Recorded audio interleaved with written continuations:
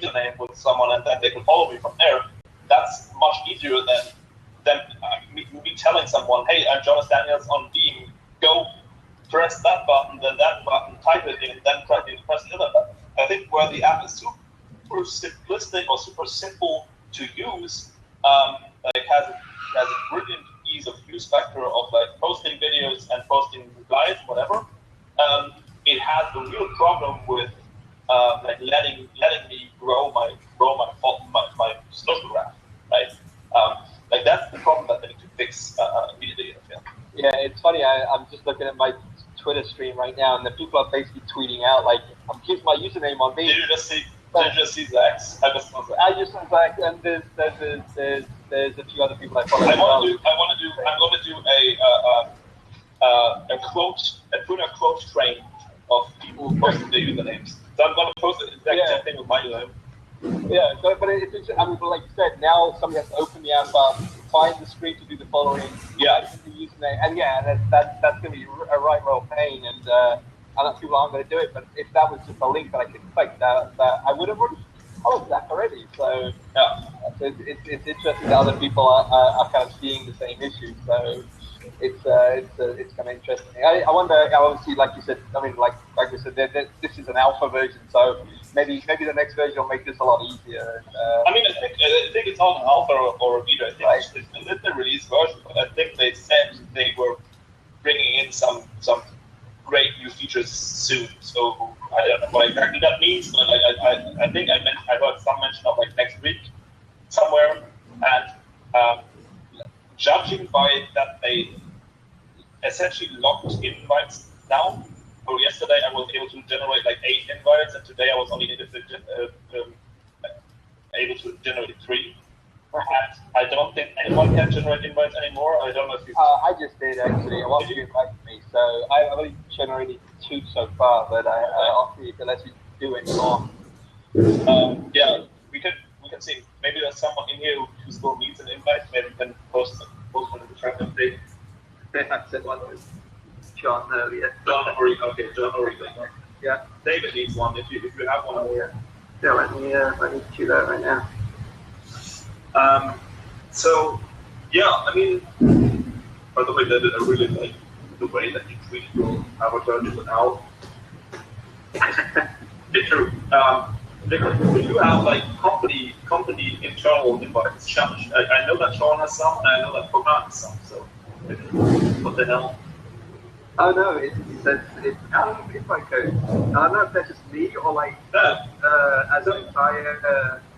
Like everybody, like they just had a certain set that everybody could use, and now it's down. Yeah, so I'm honest, like that. I did 3 today, and I was so maybe they just knocked it down to 3 today. That's interesting.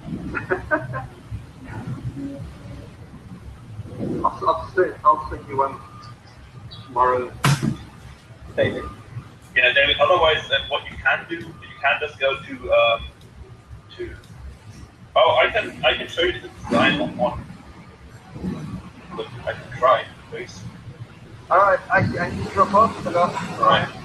but it's been fun chatting, and it'll be interesting to see what happens with the app. I think it's very. It is a new way of sharing video, so it's going to be interesting to see where it ends up, and to see what the rest of the market, how they react. Yeah. Oh, my legacy just now posted after like an hour almost.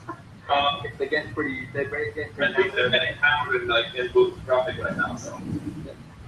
Hey, guys, you got it, and I will speak to you. Talk to you later. See you. Bye. Hey, Jonas. Yeah, I was listening to Design Details the other day, and there was an app exactly like Beam, and it was called React with Peak, or maybe it's just Peak. And they were like, they want to cut it. It was a guy from Facebook who's working on it with another guy. They're working on something really similar, like cutting down how filtered social media is. It's a really interesting concept. I don't know if I've used it myself, but yeah, it was something pretty similar. I don't think it was as much as live streams, and like it didn't use the proximity sensor. But I know he was saying that it was like when you were sent something, you replied with a selfie. Yeah. Take back. So I feel like the selfie reply will probably be like a new mechanic that's gonna spread, because it kind of works. yeah, Because if you really if it's like a reply where you want to share like how you feel about whatever you just saw, whatever, all that kind of stuff, like a selfie just works as that, because you can do anything. Like if you please send back like a thumbs up on Facebook or something, like you should just like it, like a thumbs up. You can literally do the actual thumbs up in the picture. So as long as it's not something where you're trying to count how many replies you get on something, would just kind of be like typical social media thing of like having to like quantify the amount of likes or the amount of like retweets and all that kind of stuff. Like, hey, I got more likes than you, so like my post was better than yours or whatever, like that kind of stuff. And if you like purposely don't want that to happen for whatever reason, then I think like a self-reply, for example, might be the way to go. And especially because it does like self-destruct essentially, and you can't just save it for forever. So it doesn't matter if your pair isn't perfect or whatever, all that kind of stuff. So you can just do it, right? Yeah, like social media is really competitive. I find that's why I like Snapchat. Nobody sees how many views your story gets. So it kind of cuts that competitiveness out of it, and that'll be interesting to see if that's kind of the turn social media takes. I mean, the interesting part here is that you still do get the total number of how many people have spent how much time as you, quote unquote. So looking at whatever you were looking at. Yeah. So you do get that metric, right? But it's not like you get like how many views does Beam number X have, Beam X have, whatever. Like you get to like subjectively see, oh, I'm getting more reactions on this kind of content than I'm getting on this kind of thing. So maybe you can kind of judge by that, but you don't really have like quantifiable data to kind of suggest that, hey, if I'm looking outside, I'm getting more reactions than if I'm looking at my computer screen or whatever, right? So that's an interesting part of it, I think. Yeah, and it's funny. I ordered my Apple Watch last night or something, and I was watching like loads of videos on the Apple Watch in general, and I came across Casey's channel. Like I'd never seen it before. It was the day Beam was on product. I came across his channel and I saw his videos about Beam. Yeah.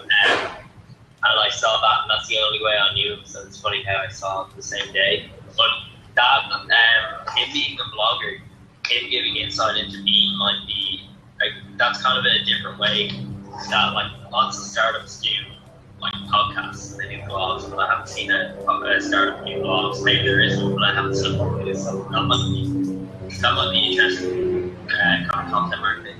I mean, yeah, for him, I think like his main reason to start with blogging, because I did follow him before he even started the blog. I think it's like on day 120 now or something. So he's really that far in compared to like other like full-time bloggers that are on YouTube, right?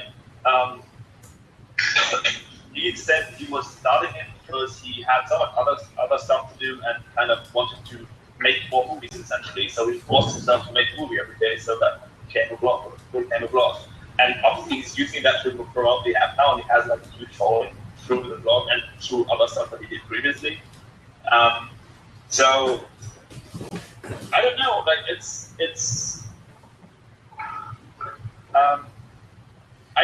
I generally the interesting part to me is that someone like Casey Neistat is trying to make an app that, at least from what they say and how it feels to me right now, wants to make people feel comfortable being more genuine on social media, right? That's kind of the whole goal of what they're doing, and I think that's the most interesting part to me about it, because I get the feeling from watching vlogs and watching his videos before that he himself really knows how to be genuine on video when he's like sharing with lots of people. So he knows how that should work, or like how to make that happen. And the question is now, how do you distill that into an app that anyone can use? Because not anyone can just become a blogger overnight. You have to learn the skills. You have to do a lot of stuff. It takes a lot of effort. You have to work a lot of hours to actually get quality content there and all that kind of stuff. So, yeah, I mean, I think there's like I don't know, like they will have done research on what kind of niche or what kind of market they have, right? They wouldn't just do this and get investments for this if there was completely no market for it, right? So it's kind of interesting to see whether or not they're able to stay relevant. Right now they're relevant because it's new and because everyone wants to try it and because like lots of people still haven't gotten in and whatever. So that's why they're relevant right now. It remains to be seen whether or not they can stay relevant and whether or not like this habit forming they have to do with like the new interactions that you need to do for this app to work. Whether they can get people to reliably keep using it with like these new interactions that they need to learn, essentially. Even though I don't think it's going to be